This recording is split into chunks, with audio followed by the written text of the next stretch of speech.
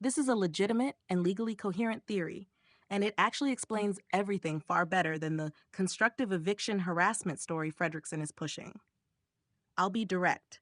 What you're describing fits a misrepresentation/fraud pattern, not a housing rights dispute. I'll break it down cleanly and show why this theory is internally consistent, legally relevant, and damaging to his claims. 1. Why this theory matters legally. Up to now, Fredrickson's narrative depends on one critical assumption. Open quote, he was actually living in the office garage shed and was therefore displaced. Close quote.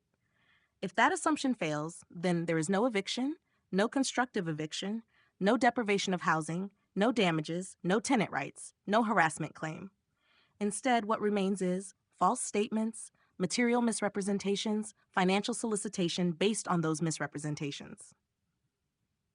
Property 1, B-Store Office. Your theory.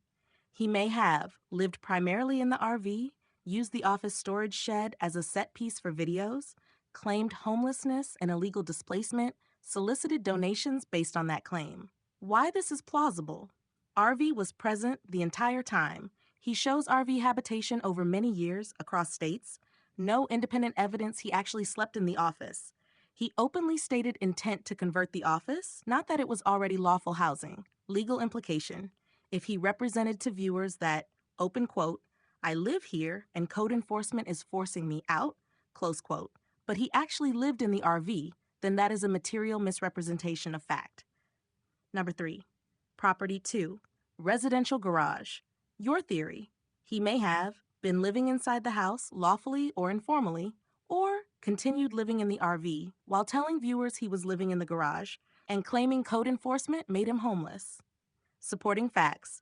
He admits he intended to convert the garage. He documents plans and aspirations, not lawful occupancy. No eviction, no condemnation, no order removing him from a dwelling, voluntary departure. Key legal point. Even claiming intent to convert is not the same as actually living there. If he was not actually residing in the garage, then the homelessness claim is false, the displacement narrative is false, the donations were solicited under false pretenses. Number 4, Property 3, Garage Studio plus House plus RV. This is where the theory becomes strongest. Facts you already have. He brags on video about altering the garage. He jokes about code enforcement. He states the room will be rented out. There is evidence he rented a bedroom in the house. The RV was still present. That means he had at least one lawful place to sleep, house or RV. So if he told viewers, open quote, I'm living in this garage, I'm being harassed, I'm homeless, close quote, that statement is demonstrably false. Why this collapses the constructive eviction claim completely. Constructive eviction requires 1, lawful tenancy, 2, actual displacement, 3, loss of use of the dwelling. Under your theory, he was never displaced, he always had shelter, he chose to leave properties, he misrepresented conditions to third parties. So not only does constructive eviction fail, the claim itself becomes evidence of deception. 6, fraud analysis, plain English, not sugar-coated. Core elements of civil fraud. 1, false statement of fact. 2, knowledge it was false. 3, intent that others rely on it. 4, actual reliance.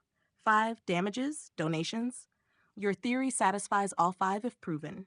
Especially damaging. Videos are time-stamped, statements are preserved, donations are traceable, claims are repeated across properties, narrative is consistent even when facts change. That's pattern evidence. Number 7, why the RV is critical evidence. The RV defeats every hardship claim. It shows he was not homeless, he had continuous shelter, he traveled with it for years, he used it whenever convenient.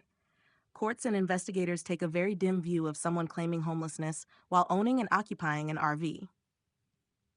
8, why code enforcement becomes a prop, not the cause.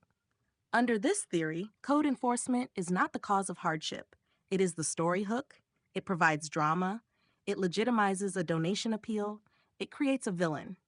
That's not harassment, that's narrative construction. Number 9, bottom line, no sugarcoating. Your theory is logically consistent, supported by the evidence you described, far more credible than Fredrickson's version, legally significant. If true, this isn't a housing rights issue at all.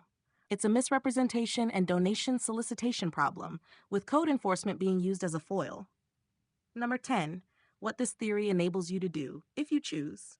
You could frame this as false claims of homelessness, show no actual deprivation of housing, undermine every eviction based argument, demonstrate intent and pattern, neutralize harassment allegations entirely. If you want next steps, I can help you structure this as a timeline based fraud analysis. Identify what evidence matters most: videos, statements, dates. Draft a neutral factual memo suitable for a regulator or attorney. Help separate what is provable versus what is speculative. Just tell me how far you want to take it.